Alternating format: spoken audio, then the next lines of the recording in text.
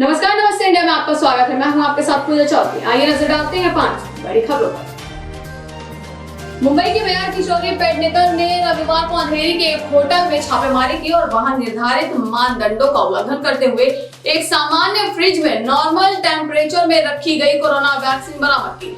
Mayor किशोरी पेडनेकर ने कहा कि कोवैक्सीन की खुराक को सील कर दिया गया है और जांच के आदेश दे दिए गए हैं। रविवार को मेयर किशोरी पेडनेकर ने अंधेरी ईस्ट के द ललित होटल में छापेमारी की। इस दौरान बृहन मुंबई नगर निगम के कुछ अधिकारी उनके साथ थे। बाद में पत्रकारों से बात करते हुए पेडनेकर ने कहा कि होटल और स्थानीय निजी अस्पताल के बीच गठजोड़ है। यहाँ पर करीब 500 लोगों को टीका लगाया गया था। मेयर किशोरी पेडनेकर ने कहा कि अस्पताल ने केंद्र सरकार से कोरोना वैक्सीन की खुराक खरीदी थी, जिसके बारे में नागरिक और राज्य के अधिकारियों को जानकारी नहीं थी। उन्होंने कहा कि ललित होटल को अस्पताल से एक प्रस्ताव मिला था कि लोगों को वहां टीका लगाया जा सकता है। प्रस्ताव के अनुसार जिन लोगों के पास परिवार नहीं है वे टीकाकरण के बाद होटल में रह सकते हैं। यहाँ 500 लोगों को टीका लगाया गया है। महाराष्ट्र में जारी लॉकडाउन को उद्धव ठाकरे सरकार ने 15 दिनों के लिए और बढ़ाने का फैसला किया है। सीएम उद्धव ठाकरे ने महाराष्ट्र की जनता को संबोधित करते हुए कहा कि कुछ जिलों में संक्रमण दर अभी भी तेजी से बढ़ रहा है, जिसके चलते 15 दिनों के लिए पाबंदियों को और बढ़ाया जा रहा है। अपने संबोधन में सीएम उद्धव ने कहा कि सख्त लॉकडाउन की जरूरत नहीं है, लेकिन कुछ जिलों में संक्रमण का दर अभी भी तेजी से बढ़ रहा है। उन्होंने कहा कि अभी भी स्थितियां काबू में नहीं आई हैं। हालांकि उन्होंने इस बात का जिक्र भी किया कि बड़े शहरों जैसे मुंबई में कोरोना संक्रमण के मामले कम हो रहे हैं। इस बार भी लॉकडाउन के दौरान राज्य में जरूरी सेवाओं से जुड़े लोगों को पहले की तरह आवाजाही की इजाजत होगी।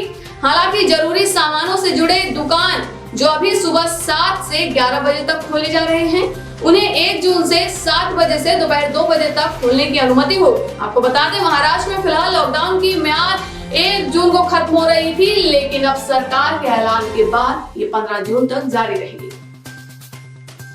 छत्रसाल स्टेडियम में 23 वर्षीय पहलवान सागर धनखड़ की हत्या के मामले में गिरफ्तार ओलंपिक पदक विजेता पहलवान सुशील कुमार को दिल्ली पुलिस की क्राइम ब्रांच आज उत्तराखंड के हरिद्वार लेकर गई है। सूत्रों के मुताबिक सुशील कुमार अपनी फरारी के दौरान हरिद्वार भी गया था। दिल्ली पुलिस अब उन लोगों से पूछताछ करेगी जिन्होंने सुशील कुमार को उसकी फरारी के समय शरण दी थी और उसकी मदद की थी। वहीं दिल्ली पुलिस के सामने बड़ी चुनौती है कि वह पहलवान सुशील कुमार के वो कपड़े बरामद करे जो उसने 4 मई की रात वारदात के समय पहने हुए थे।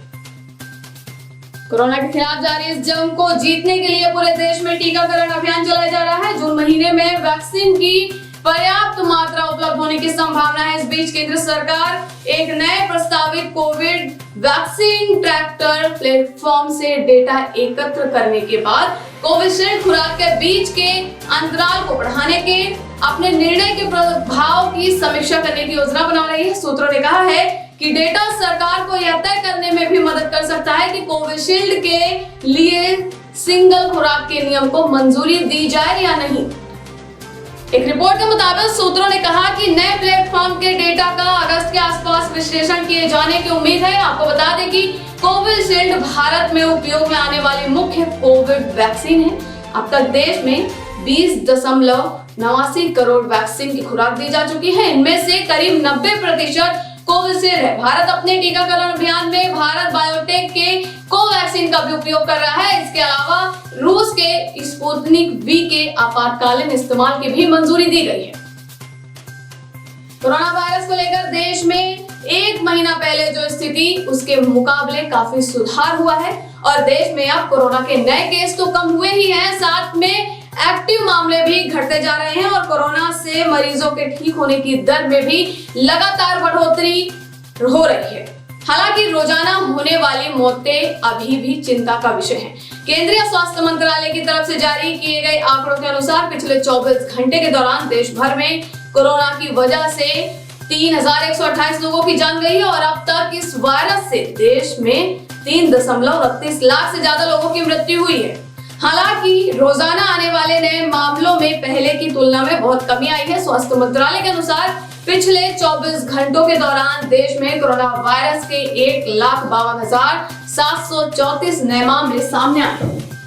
तो ये थे आज की हमारी 5 बड़ी खबरें। इसी प्रकार की खबरों में बने रहने के लिए देखते रहिए चंद न्यूज़।